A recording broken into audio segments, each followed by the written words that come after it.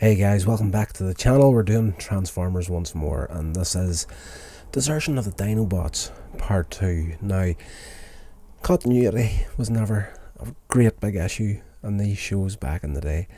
As we know, at the end of episode 1, if you've seen that review,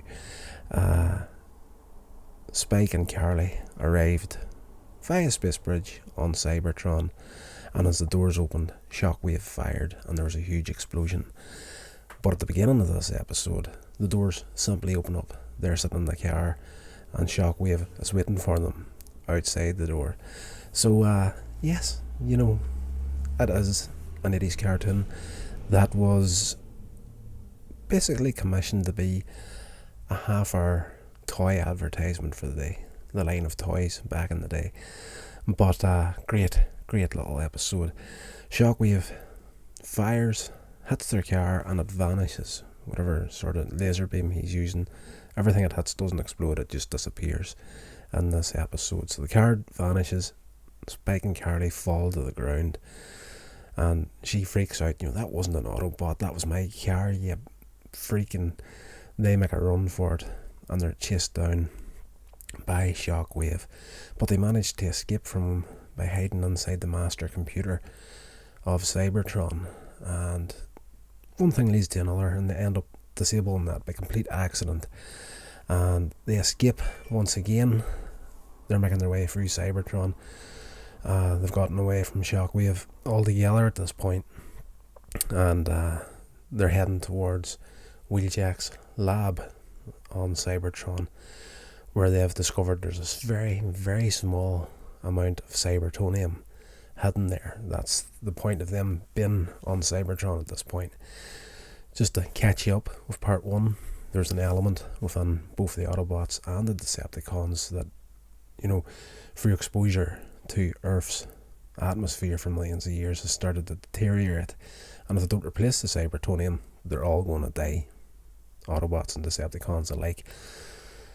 So at this point, the Autobots and Decepticons are completely disabled on Earth.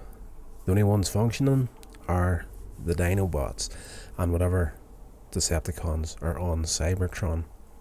So, as we know, the Dinobots made an escape to Cybertron at the end of the last episode, which is why Spike and Carly had to follow them to Cybertron.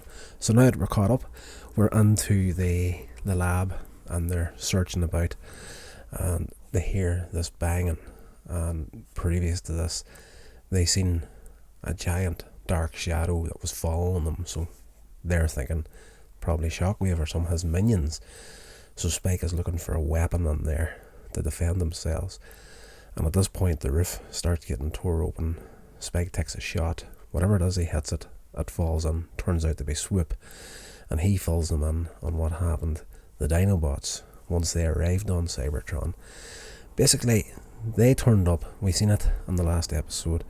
They attacked Shockwave, got the better of him, but that's all we've seen. When Swoop fills them in, all the Sentinels that were on Cybertron attacked. There was a huge fight, and the Dinobots were captured and taken to the Cybertonium pits, and Swoop, being the only Dinobot that can fly, escaped, which isn't technically true, but in his alternate form he can fly, and in the alternate forms of the rest of the Dinobots, they're all like T-Rexes and whatnot, no flight in that form. But again, continuity switches up and changes within the show a heck of a lot. It's nothing out of the ordinary.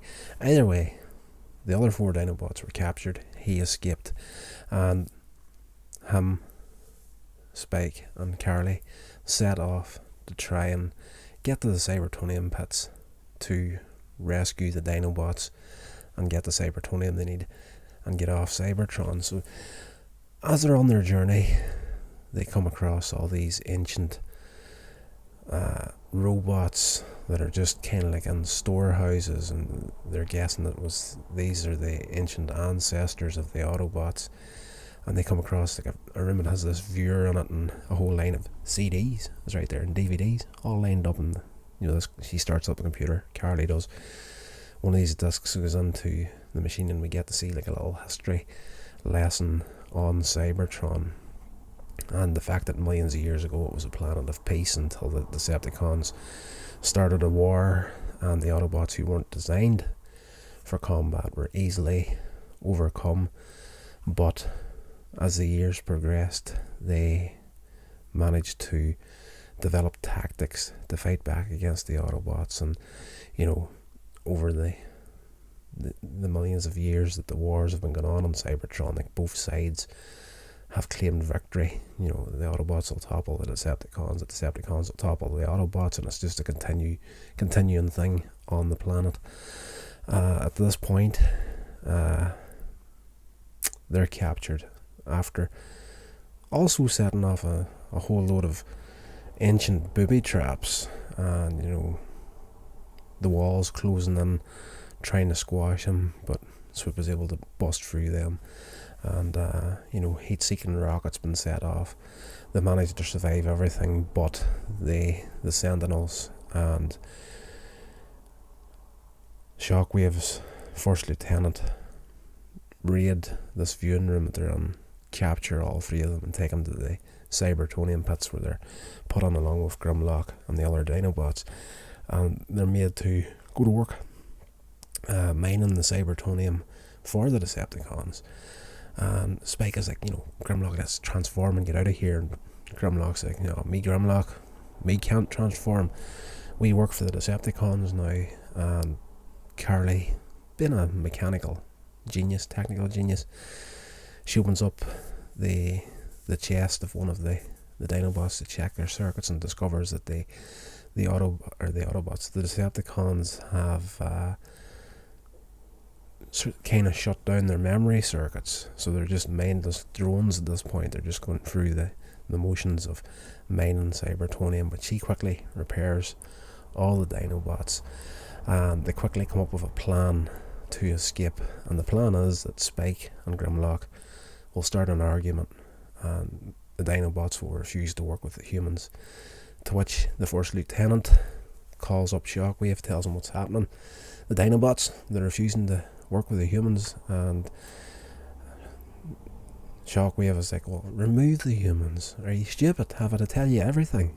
And they shut down the security grid that's around the Cybertonium pit. And as they do that, the Dinobots transform, attack, overcome everyone, and make their way towards the space bridge, where there's a shipment of Cybertonium ready to head out to Earth to the Decepticon base. But we also discover that Teletran 1 on Earth has hacked into the computer of the Decepticon base and reset the space bridge to open up outside Autobot headquarters. So they finally get the best of Shockwave once again. They get on the space bridge, off they go, get back to Earth. Enough Cybertonium to repair all the Autobots and the Dinobots in tow. So at the end of the episode, we get to see Optimus Prime and the Autobots are back in full working order, and Optimus Prime is like, Spike, Carly, we owe you our lives to show you our appreciation. We would like to make you honorary Autobots, and he hangs these two medals over their heads, and that's like that. It's like the end to the original Star Wars movie. They get their medals at the end of it, and we have a moment with the Dinobots saying, even though we don't like it, we're working for you now, Optimus Prime. And of course, Grimlock and Grimlock, he pipes up at the end of it, until next time, me Grimlock no feel like it. So that's a great little episode, but I kind of preferred it in the form that I have it on the VHS here. Just the two-parters, just one long feature-length episode, really. And part 2 of this is good. You get to see a lot more of the interior of Cybertron, but I don't know, there's just something about those two parts being connected together. It just was so much more enjoyable. But in saying that, you're seeing exactly the same thing, it's just split in half. But it is what it is, guys. Fantastic show, fantastic series. Season 2 of Transformers is as good as it got in my book. And in all fairness, there's a heck of a lot of Transformers shows that I never had time to actually sit down and watch. But if I stay alive long enough on this channel, we'll probably end up doing them all. But for now, that's all we're going to have for this episode, guys. Hope you enjoyed it. If you're not yet subscribed, please subscribe and share it along. Sharing is caring, and as these are all on YouTube, of course, not the audio podcast, as these are all marked as made for kids content, very hard for these to be found on search. So sharing these along, I would really, really appreciate it. I need your help to grow this channel. I need your help in a big, big way.